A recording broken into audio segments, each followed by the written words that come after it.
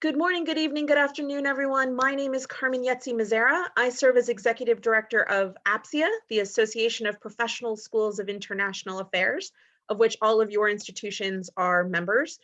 We're so glad to see all of you today. We're particularly grateful for the time of Camille Franklin, who has a long, storied career being connected to APSIA schools. Some of you may know her from her time at American, some of you may know her from her time at GW, some of you may know her from her time as a recruiter on the other end of the table. But no matter what, we're so glad to have her with us today to share tips on virtual interviews. This session is being recorded, so please be aware of that and will be posted on the APSIA YouTube page afterwards. For those of you who have questions, please feel free to put them in the chat. I really invite you to put forward the things that you want to get out of this session. There was a reason you signed up for this, so let's make sure you get the content that you're seeking. With that, I'm very happy to turn the floor over to Camille for an introduction. Hi, everyone. Thank you, Carmen. Super excited to be here. So I am Camille Franklin, as Carmen said. I actually have a background in both higher education and in the talent space in the private sector.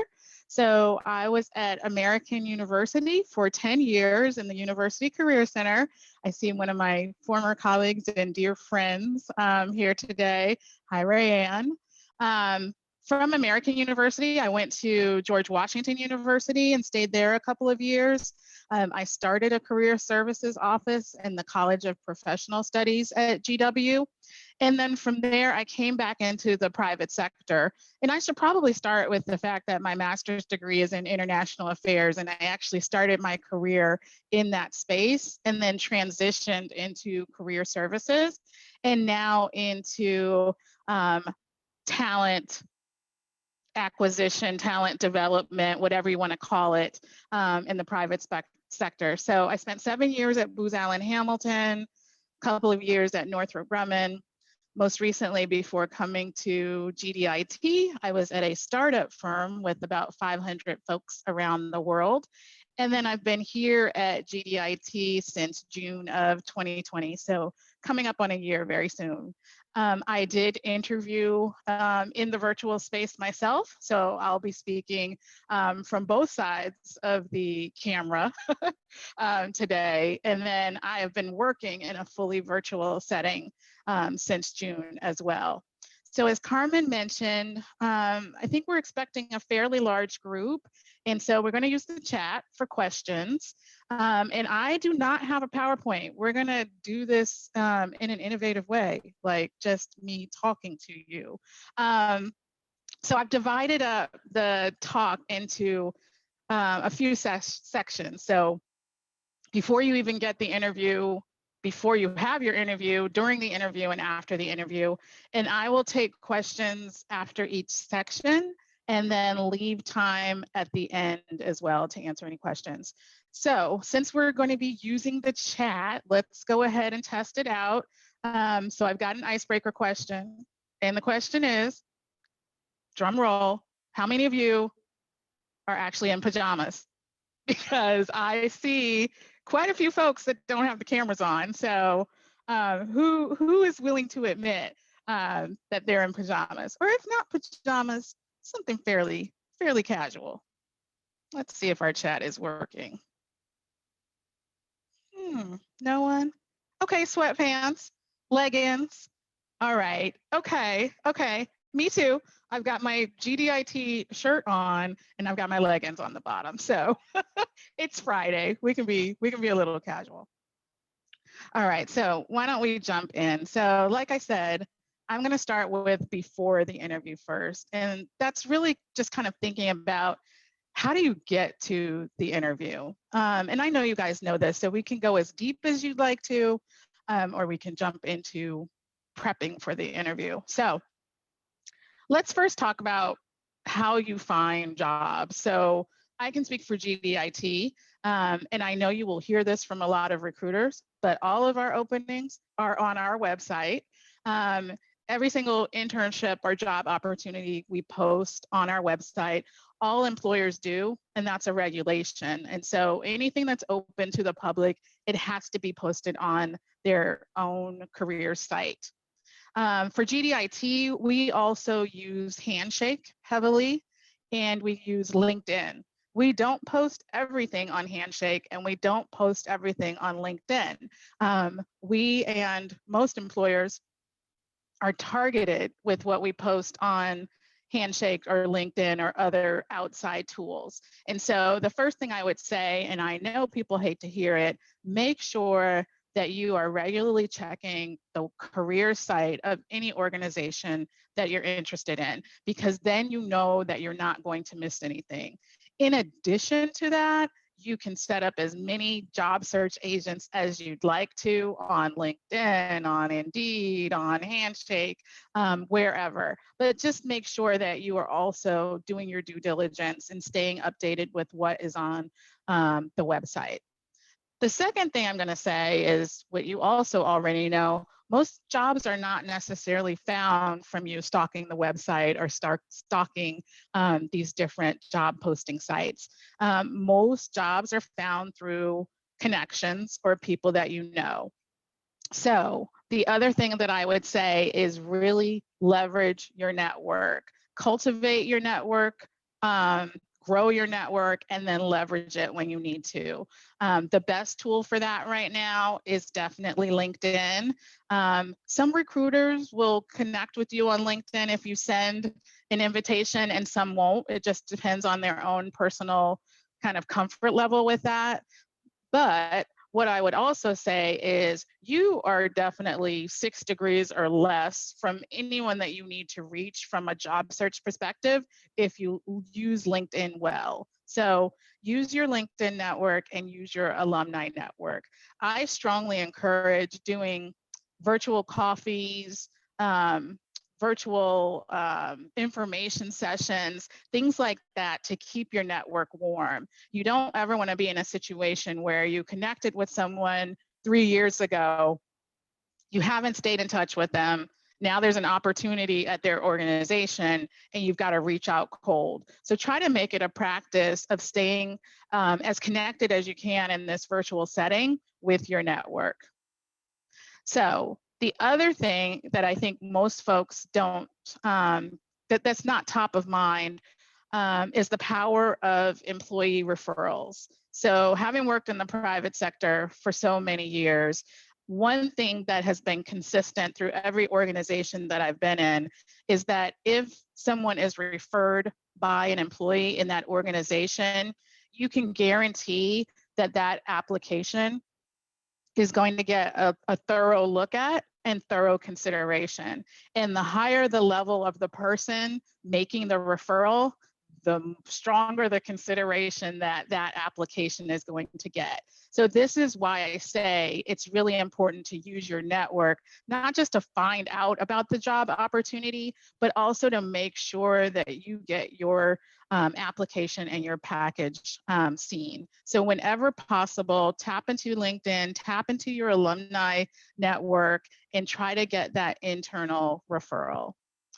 The last thing I'm going to say just briefly about kind of getting the interview is the power of keywords and tailoring your resume and your job application. And again, I'm sure you know this, but it's critically important that you write your resume to the job that you're applying. And that absolutely requires more work because you can't just send out the same resume over and over again, but it's going to yield more results for you. And the reason for that is that recruiters are searching by keyword. If you think of any opportunity that we have listed right now, we've got a minimum of 500-600 folks who have applied and are sitting in that requisition. And so our recruiters have to figure out how to sort through all of those 600 people. And so they're going to do it by keywords. Our folks are going to look at first whether you are, whether your education matches what we're looking for in the listing. So for internships with us, you have to be enrolled as a current student. And for new grad opportunities, you cannot be more than 1 year out from your graduation date. And so for my campus recruiters, the first thing that they're going to do is screen out based on those two things. And then they're going to screen using keywords that are related to the position. So absolutely critical that you write your resume to the job opportunity. All right, I'm going to pause before I go into actually getting prepared for the interview and see if there are any questions in the chat. All right, so far I'm still seeing what everyone is wearing. Leggings, jeans, okay, all good. Camille, I actually have a question for you on this, on the Sure. prep front. You've talked a lot about some of the things that students should have been doing even pre-pandemic. Have any of those elements changed, the search, the prep, the employer referral, because of the pandemic? All the same? Everything is the same, the search, the prep. The one thing that I will say has changed in a COVID setting, so everything's virtual right now. So employers are not physically going on campus. And what I will say is with constrained resources, particularly like I work in the defense government contracting industry. So we've been hit somewhat hard by COVID. We're certainly rebounding, but that's caused our resources to constrain. And so a lot of employers, a lot of colleges and universities have shifted to doing virtual career fairs and other virtual events. And what I would say is that we are probably being more selective in a virtual setting than we were in an in-person setting, which, you know, could be kind of counter logic from your side of the fence. From our side of the fence, what we're trying to do is leverage the fact that we are in a virtual setting and bring folks to us. Because things are virtual, that gives us more reach than we have when things are physical. When things are physical, we physically travel to different universities. When things are virtual, we can host an event and invite students and alumni from around the world. And it's not going to cost us any more to invite 1,000 people than it would have to invite 100 people. And so our strategy has been to host recruitment events and other engagement activities and really cast a wide net and invite folks in to our own events. All right, let's see. As an employer, would love to hear your insight into the length of a resume. The shorter, the better. So again, like if you think about a recruiter having, let's say 500-600 resumes in any one given position, and then they pull the resumes that they want to consider, they're glancing through those resumes to see if those folks that they've pulled are meeting the qualifications that are listed in the job opportunity. So that's the first thing that they're going to do when they pull a subset of resumes. They're going to look at the qualifications, and qualifications are usually divided into basic qualifications and preferred qualifications. And you absolutely have to meet the basic qualifications in order to be considered. The preferred qualifications are like icing on the cake, but they're going to be screening out people based on whether or not they meet those basic qualifications. So that's the first thing. So I would say keep your resume as short as possible. 1 page is ideal. I know that, you know, by the time you're in grad school, you've got a lot of experience, but condense that. Try to prioritize what you're listing under each experience to the job itself. So again, brevity is better because they're scanning. And so you want to try to make things jump out that are relevant to the position. All right, so let's see, screen out based on keywords on cover letter. So cover letters are a tricky topic. You'll hear different opinions about whether or not you should write a cover letter. What I would say is if you're applying directly in the system, unless it's asking for a cover letter, you don't need to submit a cover letter because the recruiter is not likely going to read it if it's not asked for. If it is asked for, you need to tailor the cover letter in the same way that you're tailoring the resume by writing it in response to the actual job opportunity. If you're doing a cover letter, you also need to do the due diligence of trying to address that cover letter to someone in the organization, and ideally someone who you think is going to play a role in the hiring process. So the recruiter or the hiring manager, or a director or a vice president within the organization, something along those lines. So for the most part, you're not going to lead a cover letter if you're applying directly. If you are going through someone, so let's say you're taking the route that I think you should, which is using an employee to get to the job opportunity, then you might want to write a very brief cover letter that states, why you are qualified. And again, look at those job qualifications, and that thanks that person for forwarding your resume, but really, really brief. All right, we are going to move into before the interview. So obvious first thing is do your research on the company. Going into the interview, you need to know as much as possible about the company that you can find out in public sources. So go on their website, talk to people who work there. So again, use your LinkedIn network, use your alumni network, go on Glassdoor, look through the reviews, look through what people are saying, read their annual reports. If it's a public company, read their investor reports. Just learn as much as you can about the organization. The first thing that's going to happen before your interview, kind of after you've applied, but before an interview. So like I said, the recruiters are going through all of the applicants that they've gotten, and they're narrowing it down to folks that they want to consider moving forward to the hiring manager. And so when they've got that pool of people that they're considering, they're going to do usually a phone screen. It may be on Zoom or some other video platform these days, but generally what they're going to say is, they're interested in finding out more about you and your interest in this opportunity. They may not say that it's a screening interview. They may not call it an interview, but know that that's a screening interview. So you want to prepare for that conversation with the recruiter in the same way that you would prepare for the interview itself. So doing the research on the company, having some thoughtful questions to ask the recruiter. The questions that you want to ask the recruiter, though, should really kind of focus not so much on the specific position, because they're not going to have a depth of knowledge about the position. They'll have a general knowledge, but they'll have a depth of knowledge about the organization, the culture, things like that. So you can ask those types of questions. Do try to avoid questions that you should have been able to find out in your research, unless you're trying to find out more about something that you saw in your research. All right, so you'll have your screen with the recruiter. It's usually going to be brief, no more than 30 minutes. Sometimes it's as short as 15 minutes. You can expect often they're going to ask you about your salary requirements. And so you need to be prepared for that question on that screening interview.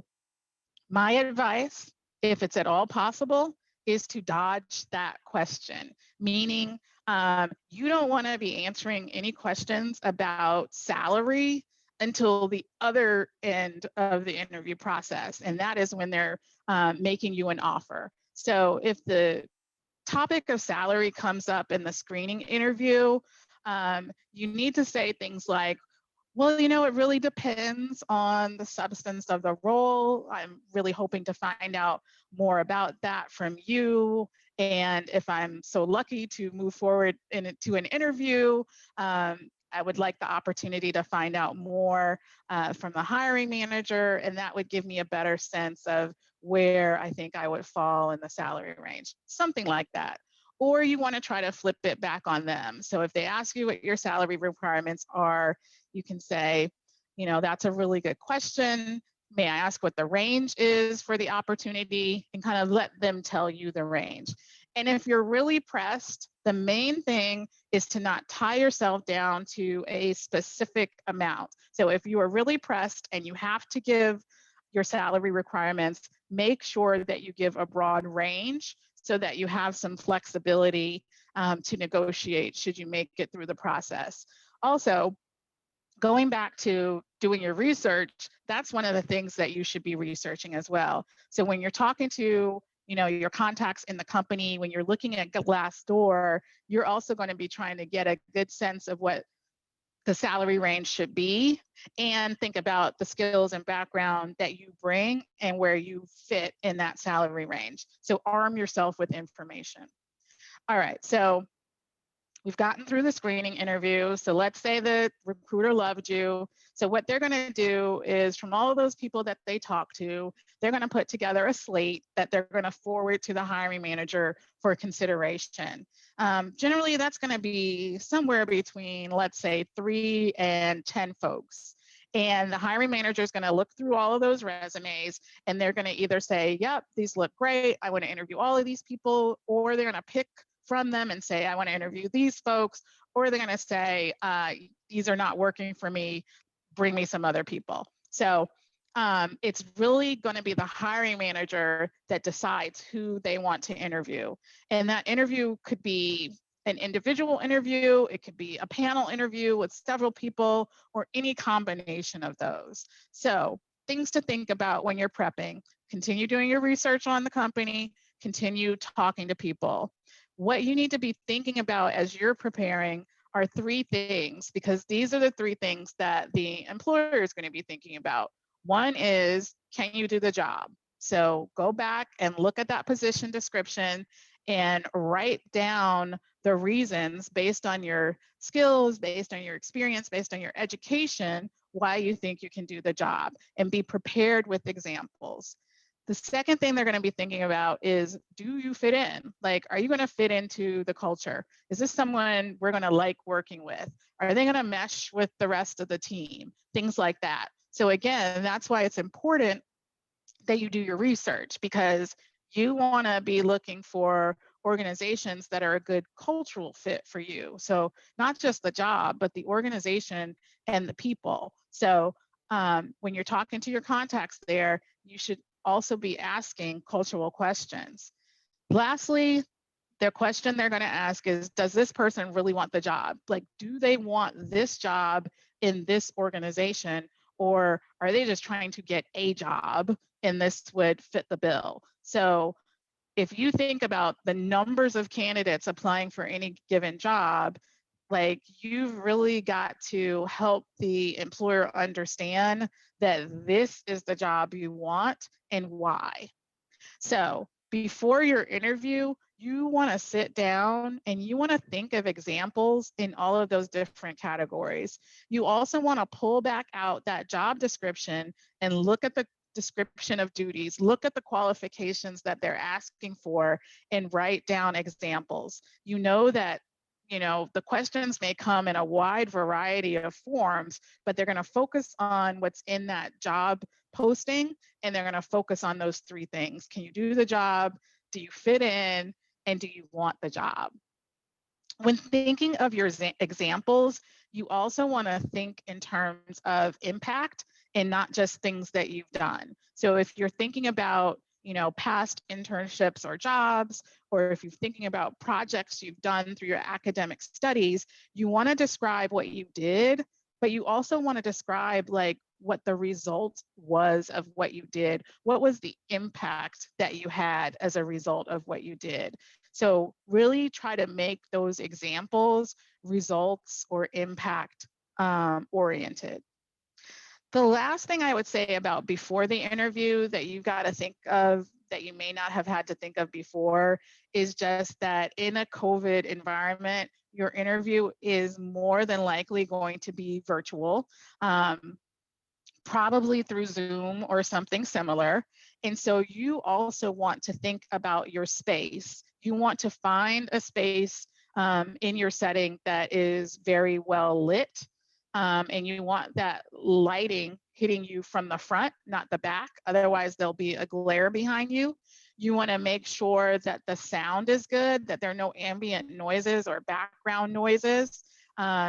If you need to, buy a headset. That's what I'm using today, because that cancels out some of the background noise.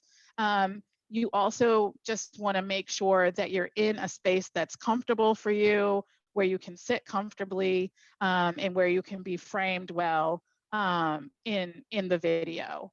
The other thing I would say is, particularly in this virtual setting, do a practice interview. Like, grab a friend, grab a family member, have them go on Zoom, have them take the position description and ask you some questions, and let them give you feedback on the questions, but also let them give you feedback just on your sound, on your lighting, on your framing in the camera, so that you come through in the best light possible. All right, I think I see a question. Is a background recommended for Zoom? It depends.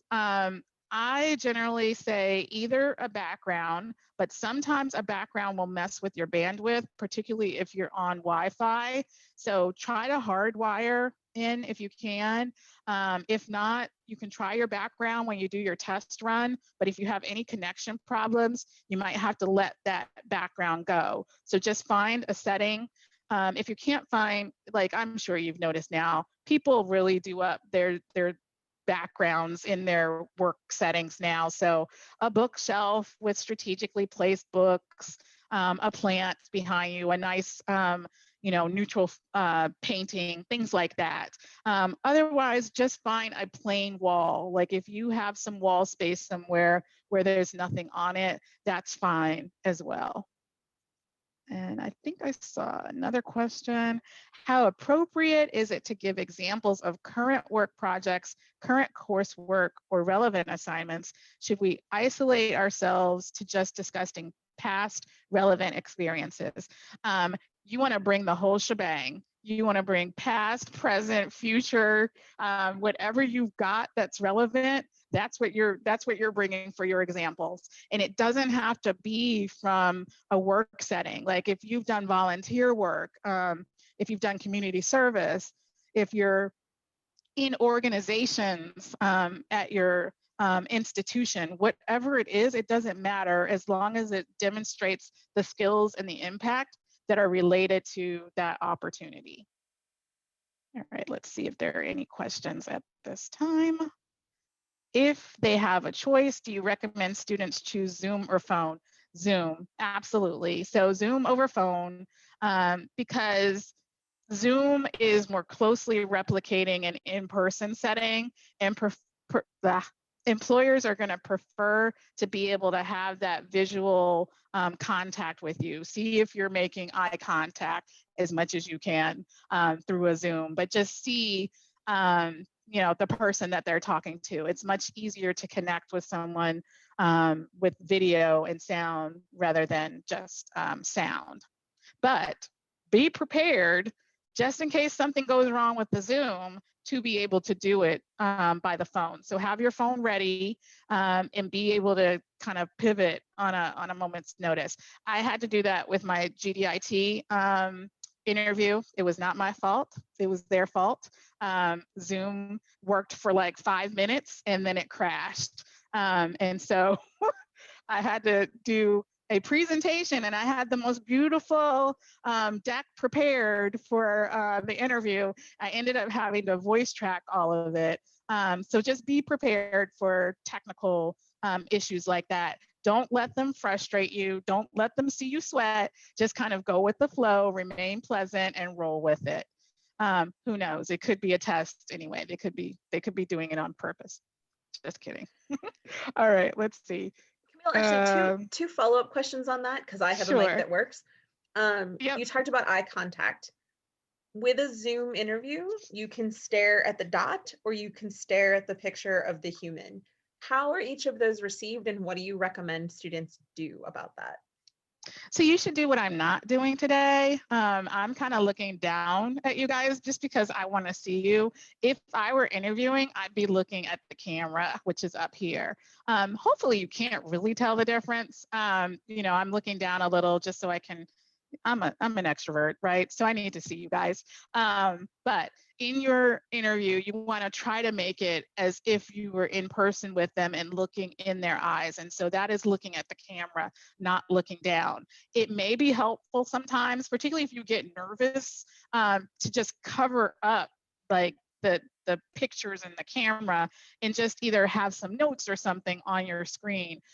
If you do that, again, try to keep the notes up near the camera level so they cannot tell you're reading, and make sure that you can easily toggle between, whatever you have there, and being able to mute or unmute yourself down in the bottom corner of the Zoom. What I like to do is split the screen. So often if I'm, talking, I will split the screen so that I've got my notes on the top half and I've got maybe the Zoom stuff on the bottom half, and I'm focused on the top half as I'm talking. Thank you. That's really good advice. And I realize I'm looking down at you as well. Most people do. Most people are looking down. So if you can remember in your interview, I don't care about any other settings, but in your interview, try to look into the camera. One other question, and perhaps you'll get to this. Without being in person, it's really hard to pick up cues about whether you're actually being interesting, if you bored your interviewer to sleep, at any of those kinds of pieces. Can you talk a little bit about that? And particularly for our colleagues on the line who may be interviewing for countries and cultures outside their own, if they are studying in a country or culture outside their own, if there are ways to pick up on some of those cues that may not come naturally because of a different cross-cultural setting. Ooh, that's a really good question. I think A is studying the cultural nuances. So there's a lot of material out there on gestures and what they mean in different cultures. So again, preparation is key in kind of making sure that you understand the cultural context. And then I think the second is really just like emotional intelligence, just trying to read the person that you're engaging with. Like if they are not kind of leaned into the camera, but sitting way back or slumped or things like that, you can assume that you've lost them. The other thing I would say with the interview, and we can transition into during the interview, first impressions are the most important part of the interview, especially a video interview. I don't know if any of you have read Malcolm Gladwell. He has a book called Blink, and it talks all about just the power of first impressions and how long it takes to make one. I guess we'll pause and do another chat engagement. How long do you think it takes for someone to make their first conclusion about you? How long does it take to make a first impression? Yes, someone read the book. I saw 7 seconds. Yes, 7 seconds. So that's fast, right? And that's probably before you've even started talking. So they're making that impression based on what they see first, which is why we talk about looking in the camera, making that eye contact, trying to be pleasant, being dressed for the interview. And even though we're all wearing leggings and jeans today, when you do that interview on the camera, dress all the way. So put on your suit, make sure you're dressed, not only because whatever, you may have to, for some unseen reason, stand up, but also just because it puts you in the right mindset for the interview. So make sure you dress for the interview, even if it's video. And even, if they say, like, we're doing it on Zoom, but we won't have the cameras on, or doing it on Skype and we won't have the cameras on, be prepared just in case. So yeah, that's what I would say. I would kind of focus on that first impression. And the other thing is, okay, so the first impression, it's first visual, and then it's not what you're saying. What they're really drawing their conclusions on are your body language, the tone of your voice, like the facial expression that you have. And then last on the list is what you're saying. For women, one thing I would say with tone is try to bring it down. We have a tendency, particularly if we're nervous, to go up and kind of sing as we're talking, but you want to bring it down because that lower octave is going to project more confidence and more professionalism. So try to practice, and you can practice that in that mock interview that you do with your friend or family member or career services person, whomever. Practice keeping it low, not going high.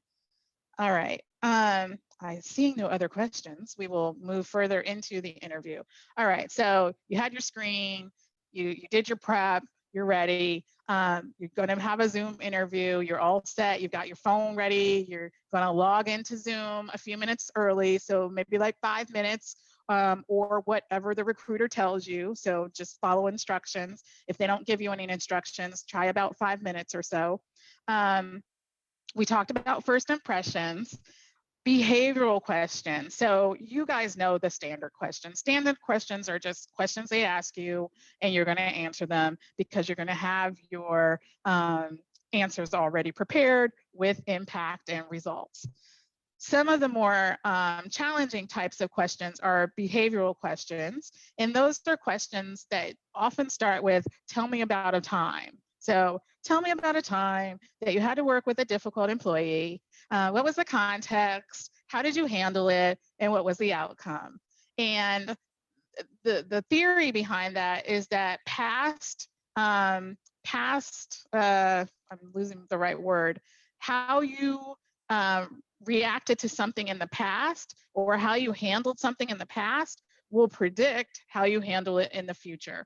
And so instead of just asking you what you would do, they're asking you what you did do to assess whether they think that's something that would be what they would want you to do in their job or in their organization. So with behavioral questions, the thing to remember is, again, giving good examples and making sure that you have the result or the outcome of your examples. So again, when you're prepping, part of the key is to just come up with as many examples on the different duties and responsibilities and qualifications that they're asking for in the job posting as you can, so that you can be prepared. The other thing I want to point out with the interview is that interviewing is a two-way street. And so often candidates are so focused on trying to make a good impression on the interview, trying to answer the questions well, trying to win the job, that they don't focus as much on what they want to find out at the interview. But you really need to, as you're preparing for your interview, sit back and think about, what is it that you want out of your next opportunity? Like, what do you hope to gain? What do you want to be doing? What is your ideal environment? All of those kinds of questions, and prepare some questions that you will ask at the interview. It's generally going to be at the end of the interview. A good interviewer will leave some time at the end for you to ask questions. And you want to ask questions that really demonstrate your genuine interest in the opportunity and the organization, and that help you figure out whether this is the right opportunity for you. So make sure you prepare questions.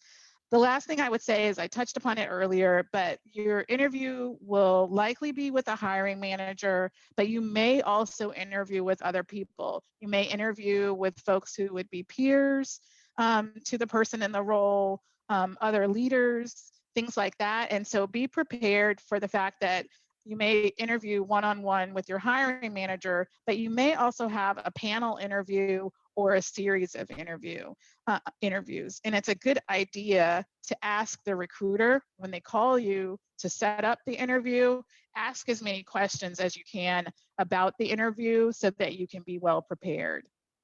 All right, let me pause and see. Are there questions about the day of the interview, during the interview?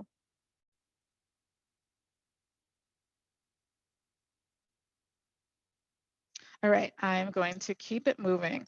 So after the interview, a couple of things. One is thank you notes. Most people do not send thank you notes after their interviews. I encourage you to send a thank you note after your interview. You can email it, particularly today. Do not send it through the US Postal Service. It will not get there before they are making their decision. So just send an email thanking them for the opportunity to interview with them, reiterating anything that you want to reiterate, either things that you think make you a really strong candidate, or if you think you messed up on a question in the interview, this is your opportunity to try to address it. And you don't say like, oh, that question I messed up on, by the way. You just take the opportunity to thank them for the interview and reiterate whatever it is that you want to reiterate that you didn't articulate so well during the interview. You should also try to find out from the recruiter or at the end of the interview with the hiring manager what the next steps are or when you can expect to hear something. Try not to leave the whole process not knowing when you should hear something, because then it's an agonizing wait because you don't know if it's going to be a few days or a few weeks. So try to find out that information. And if the recruiter or the hiring manager says it's going to be a week and it's been 2 weeks, you absolutely can follow up with the recruiter. Follow up with the recruiter, not the hiring manager, and just check in and say, hey, just wanted to reiterate my interest in this opportunity and wanted to see where you are in the process. So a good recruiter will be keeping you in the loop. But if they're not, just be proactive and follow up with them. Now, if they say a week and it's only been 3 days, you cannot follow up with them yet. So you've got to let the time pass that they said it would take. All right, so ideally, if you take all of my advice, you will get an offer. And so when you get an offer, you essentially have 3 choices. You can accept it, you can decline it, or you can counter it. No matter which one you're going to do, I always recommend taking at least overnight, if not a day or two, to think about the opportunity. And you may be able to take more depending on the context of the job, but at least overnight. And if you're going to decline, give them a reason, not too much detail, thank them for the opportunity, let them know what you considered, and just politely decline. If you want to accept it, that's fine. Like if it's totally blown through any salary expectations that you could imagine and it's the job of your dream, you can absolutely accept. If for some reason, based on the research that you did and based on the skills and experience that you're bringing to the table, you think that there is room to negotiate, you can negotiate the salary. And if you negotiate the salary, you want to make sure you're negotiating based on evidence. So either knowing what the market would pay for that opportunity, or because you bring certain unique or exceptional skills, not just because you think you should make more money. So you've got to bring evidence. And again, that's why it's back at the beginning of the process. You don't want to tie yourself down to an amount, because now you've got a little bit of power because you know that you're the one that they want. And what I would say is sometimes folks are a little nervous about negotiating. If it is done in good faith, employers generally don't mind negotiating. And the worst thing that will come of it is that they will say, that's our best and final offer. We are not able to move. And then you've got a decision of whether you want to accept or decline.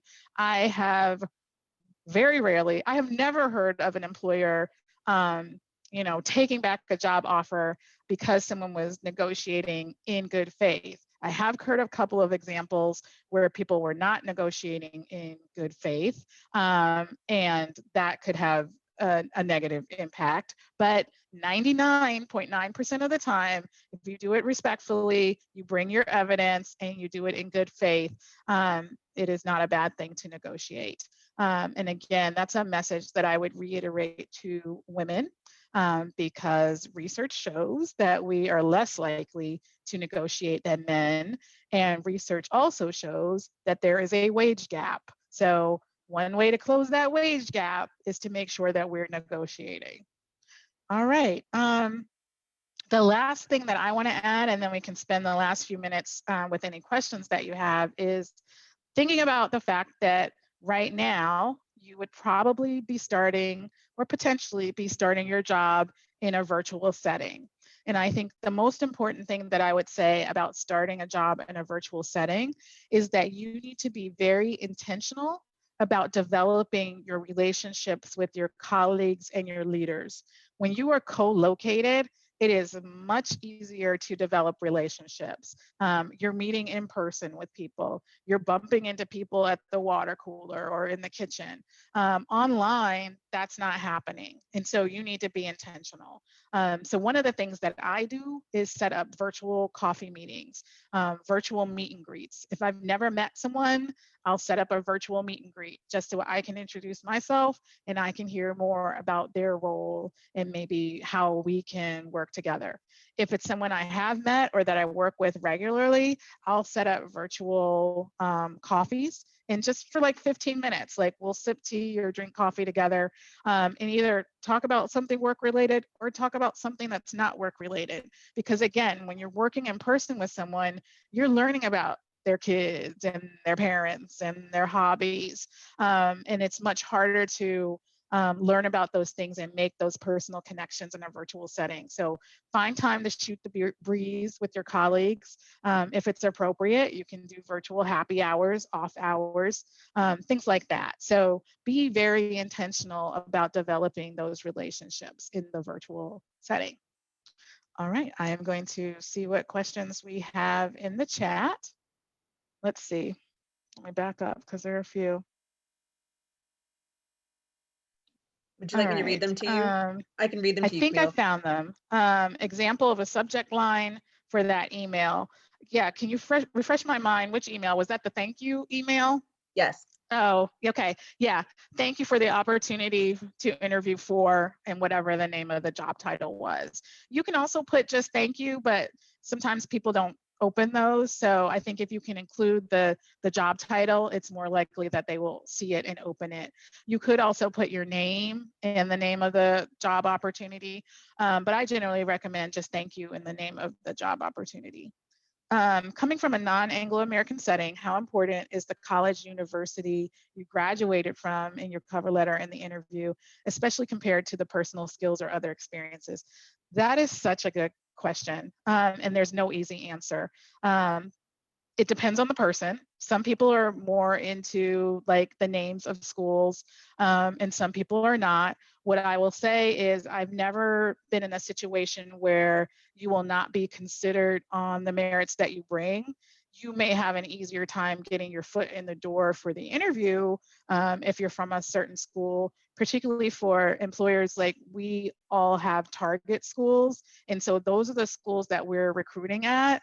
But that doesn't mean that someone from another school cannot be considered. It just means that we may not be actively recruiting, but if you apply and you're qualified, we're going to consider you. The other thing I would say is, you know, I've been in the workforce a very long time now, and in the end, those things don't matter. I work side by side with folks who have gone to state colleges, with folks who have gone to Ivy League, with folks who have gone to community colleges, with folks who've been educated overseas.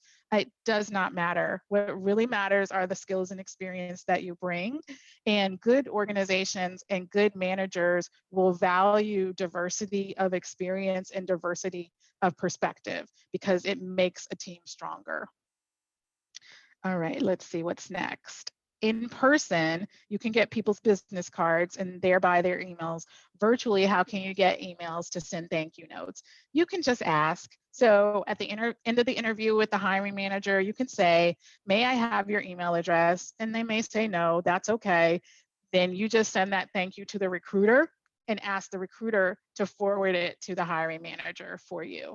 And honestly, I personally think business cards are obsolete at this point because we've got LinkedIn, and LinkedIn is better because there's depth to it, and I can see who else you know, and I can see about you. So in the virtual setting, I personally don't think business cards are coming back, but we shall see. We shall see. All right, let's see, what else do we have? Any tips for navigating the complexity of having applications out at multiple places, e.g. if you get an offer, but you don't want to accept until you hear from another employer? Ooh, yeah, that's a challenging one. I generally say transparency is the best. So I have a daughter who's a senior in college, and she was actually just in this situation. And it essentially comes down to two things. Like, you can be transparent or you can make a decision. Like, dishonesty generally doesn't pay. So what I go back to is when you get those offers, if you can ask for time, That is usually the most helpful thing, because then if you are interviewing at other places, you can try to buy yourself enough time to be able to complete that process, or to be able to go back to the employer and genuinely say, hey, I have a job offer, but I'm really interested in the opportunity, with your organization. I don't want to put any pressure on you, but can you give me a sense of when you think a decision would be made, or, whatever information you can get. But ultimately, it's kind of like having a job offer and having to decide whether you're going to accept, decline, or negotiate. It's the same thing. You can accept, decline, or negotiate. And by negotiate, it's really trying to be transparent and let them know that you're considering other offers. Do not, under any circumstances, accept more than one opportunity, or accept and then accept something else and then ditch the other people. Do not ghost employers. Worst case scenario, if you really get yourself into a pickle, again, I think honesty is the best policy, but try to avoid accepting multiple job offers, please. It not only makes you look bad, but it gives your institution a bad reputation. And your institutions work really hard to build the brand of your program and your institution with employers. So don't mess it up for everyone else. And when in doubt, seek advice from your career services office. All right. How can I avoid negotiating in bad faith? I think I just answered that one too. If you have a follow-up question, just drop it in the chat.